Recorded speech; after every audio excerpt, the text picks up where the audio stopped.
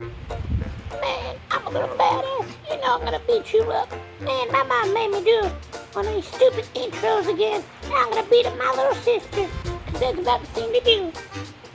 Yeah, that's right. Come here, you big old beast. You know, I might be little, but I'm the boss. That's right. Don't you go on my bed. Alright, well, thanks for watching the Lapidary channel. And we'll see you guys on the next one. My name's Faithy. Take care. Well, good evening, guys. Alright, so tonight we're going to be talking about something that every single person that uses one of these saws at some point or another you're going to have to do, or you have done, or you've attempted to do, and that's sharpen your saw blade. I see this all the time. I see where they'll sell blades or they're throwing away blades, and I'll do that for demonstration purposes, but you'll still see that there's teeth on it, and yet they're buying a new blade. If you can see any kind of rim or teeth here, your blade is still good. Don't throw it away. Don't buy another one. Otherwise, you're just wasting your money. Here's a simple, easy way to do it. Now, a common misconception is people say that when they need to, well, one way to know that you have to sharpen your blade, and you shouldn't let it get to this point, is your rock will be cutting along, cutting, and all of a sudden your saw stops and it binds up. Now, you didn't shut the power off, the power's still on, and you hear that ungodly hum, but you're not cutting any further.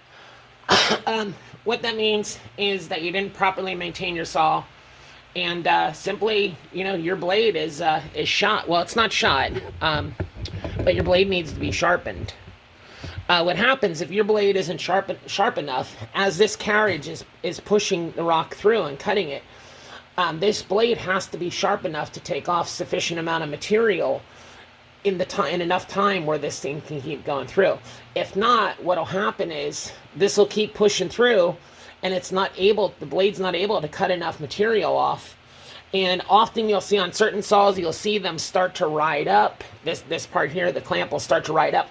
Your rocks can even be torn out, and that's a real bad deal when that happens. So you can destroy material that way. You can destroy the innards of your saw. You can destroy blades that way. So there's a lot of problems that are associated with not keeping your blade maintained and sharp. With that being said, you should sharpen your blade depending on what type of material you're cutting. If you're cutting copper, or agates, jaspers, quartz, things like that, silicated minerals, you should do it at least, I would say, every 50, 75 slabs we do it.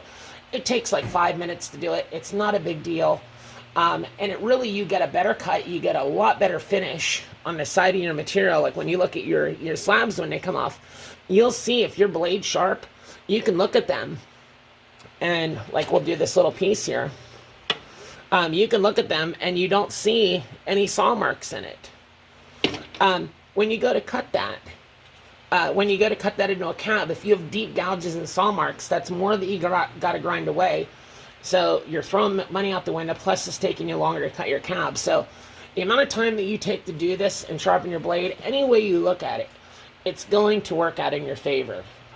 If you're lazy about it and you don't sharpen your blade, like a lot of people don't, you're going to have a problem. It just is a matter of how bad is the problem going to be. So most people, you'll hear a lot of old timers talking about, they say to use, this is an actual dressing block for diamond blades.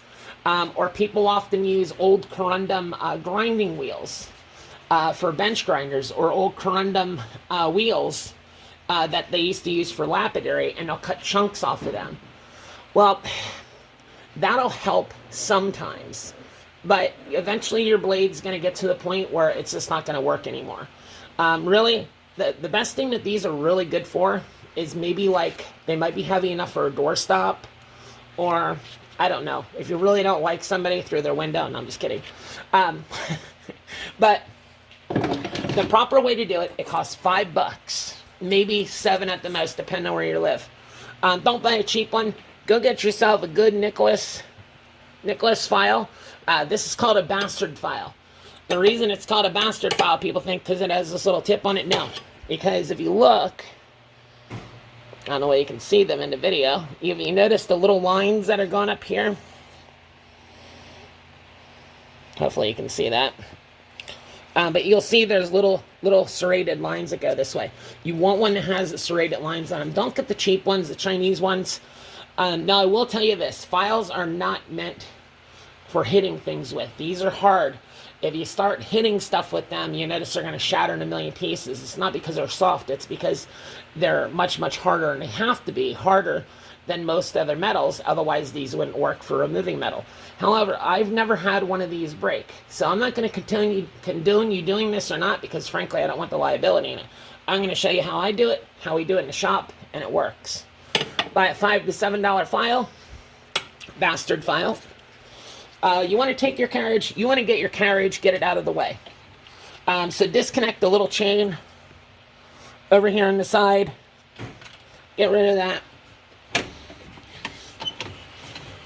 Index your carriage over a little bit.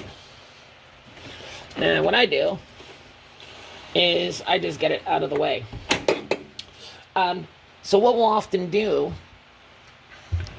is, and I'm not going to do it for the purpose of the video, but I'll actually clean this with a rag on either side, just a little spot, and I'll take a black Sharpie marker and I'll make a little line. So then I know where my starting point is. But what you're going to do is hold the file in your hand like this or like this, and you want to grab onto the blade. Now this is a thin line blade. These are actually the blades that we sell.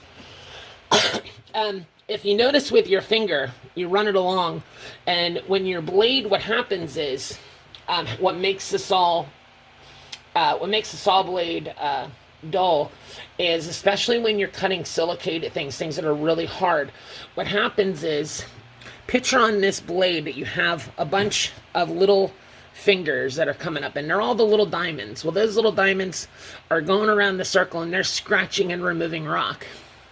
Well, picture there, your little, these right here are your little diamonds sticking out.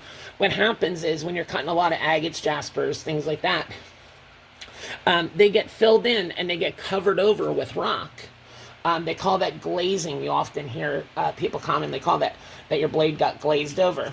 Don't let your blade get to the point where it's binding up, or it's just so much harder to deal with it. It really is, guys. Like I said, do this every 50 to 75 slabs, even if it's cutting great, and you'll be able to keep using these blades literally till there's no more teeth left on them. So you're talking thousands of slabs. If you're a hobbyist and you're cutting, maybe 1 or 2 days a week, you should have your blade for several years, if not longer. So what you want to do to sharpen it is, after you make your mark, feel along there, and you'll feel that it's most likely it's nice and smooth. That's because there's glazing. There's rock basically caked on there. So it covered up the diamonds, and the diamonds can't cut. So what you do is take your file. You want to take the edge of your file. Now I hold this and steady this with my fingers, because especially this being a thin line blade, I don't want to start banging on it and have it going all over the place. So I'll start at my little black line, and I just go like this. And I do it, if you notice how fast I'm only moving, you don't want to be missing spots. So you don't want to hit here, here, here, and all over the place. I keep going in a pattern like this and moving it nice and slow, nice and slow. You might have to take a break a couple of times, depending on what size blade you have. But after you get it sharpened, go around and feel, and right there, even that I can feel that is like nice and rough. So if you run your finger over and after you do it, and you feel rough, and you feel a smooth spot, what I'll do is hold my finger there, and I'll spin it around, and I'll not hit my finger like I just did, and I'll clean that edge up. So I just go over it. You don't need to whack it real hard. Now if your blade is really glazed over, you might have to go around it twice, but you want to do it till you feel that really rough texture over your blade. Put your rock back in again, or set your rock back up, run it through, and 99.99 times out of 100, she's going to go right through there and cut like butter. And you'll notice when your blade is sharp, like I said, if you look at your slabs, the face of your slabs, they should be nice and clean and smooth. You shouldn't have all kinds of big, like, circular saw marks in there. I mean, you'll have some, especially, depending on the type of blade that you're using. But all in all, guys, if you start seeing those deep marks in your slabs as they're coming off, just take 5 minutes, 10 minutes, whatever it is, and go sharpen your blade and keep them sharp. You're going to get out of your equipment what you put into your equipment. If something breaks, fix it properly.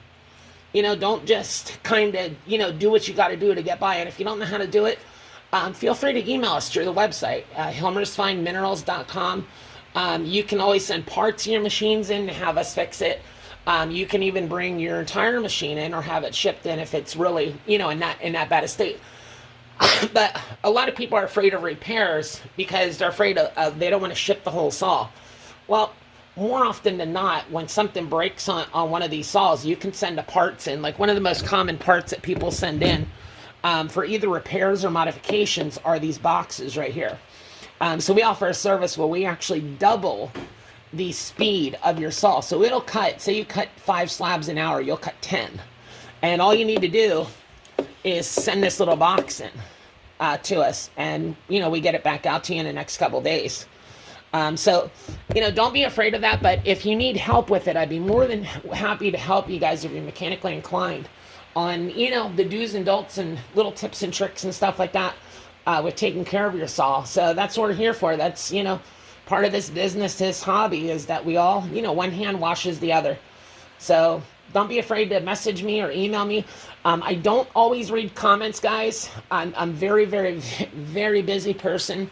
So I don't always read comments on my videos. I apologize, but if you message us on Facebook, it's actually on Facebook where we do our weekly live sales is a personal account called Kelly Hiller, Hiller. If you message me on there, I'll definitely get back to you right away. Message me through the website. Maybe either me or one of my girls that work for me will definitely get back to you. So I hope this little trick, I hope did help you. And take care. And thanks for watching the Lapidary channel, guys. You have a great day.